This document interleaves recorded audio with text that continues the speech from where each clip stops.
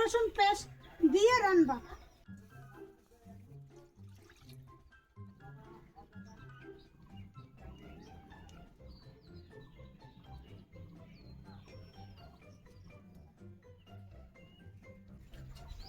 আদা দিলাম, রসুন দিলাম, পেঁয়াজ দিলাম, ডিম দিলাম, কিন্তু পেস্ট তো আনা হয়নি।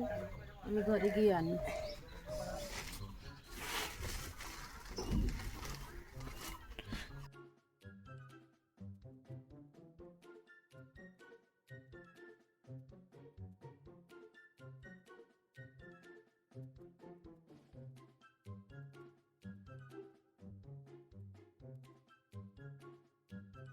কি রান্না হয়েছে নাকি?